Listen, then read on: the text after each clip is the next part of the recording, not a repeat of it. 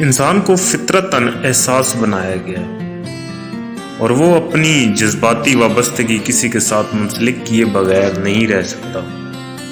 اکثر اوقات جذباتی وابستگی میں مسائل آنے والے وجہ انسان تناؤ کی کیفیت محسوس کرنے لگتا ہے۔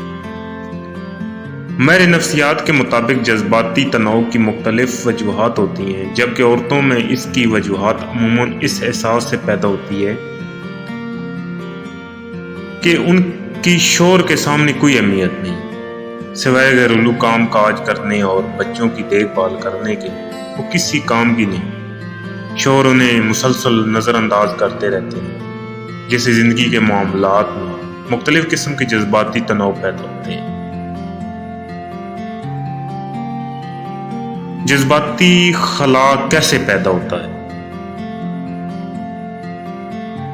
میاں بیوی کے تعلقات میں جذباتی تناؤ کی کیفیت بڑی خطرناک چیز ہے۔ اس کی عمومی وجہ بیوی کا یہ احساس ہوتا ہے کہ شوہر اس سے محبت نہیں کرتا۔ اس کی وجہ سے وہ مسلسل عدم تحفظ اور بے یقینی کی کیفیت میں رہتی ہے۔ اس عدم تحفظ اور تناؤ کی کیفیت کو کم کرنے کے لیے وہ مختلف طریقے استعمال کرتی ہے، جو میاں بیوی کا رشتہ ختم ہونے کا سبب بنتا ہے۔ خواتین عموماً شوہر کے سامنے اپنے احساسات بیان نہیں کر سکتی۔ اس کی وجہ سے بھی ان کے اندر تناؤ اور جذباتی خلا پیدا ہوتا ہے۔ اس لیے عورت محسوس کرنے لگتی ہے کہ اس کے شوہر کا اس سے کوئی جذباتی تعلق نہیں۔ واضح رہے، ایسے رشتے کو ختم کرنے اور طلاق تک نوبت کا سبب بنتے ہیں، اس لیے کہ میاں بیوی کا آپس میں کوئی جذباتی اور احساس کا تعلق نہیں ہوتا، جس کی وجہ سے وہ ایک دوسرے سے اجنبی بن کر زندگی گزار رہے ہوتے ہیں۔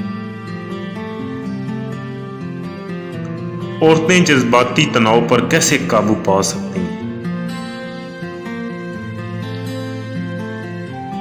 عورتیں جو تناؤ کی کیفیت محسوس کرتی ہیں وہ بڑی خطرناک ہوتی ہیں۔ ہم ذیل میں ایسی کیفیت سے بچنے کے لیے کچھ عام نکات کا ذکر کرتے ہیں۔ عورت کو چاہیے کہ مرد کے ساتھ ہمیشہ مثبت رویہ کے ساتھ پیش آئے، تاکہ وہ اس کے مسائل اور مشکلات سے اچھی طرح واقف ہو سکے اور ان میں کوئی بھی ابہام نہ رہے۔ یہ بھی ضروری ہے کہ زندگی گزارنے کا طریقہ بدلنے کی کوشش کرے اور اپنے آپ کو انگزائٹی، پریشر اور ایسی کیفیات سے دور رکھے، کیونکہ یہ آپس کے رشتہ کے لیے نقصان دہ ثابت ہوتے ہیں۔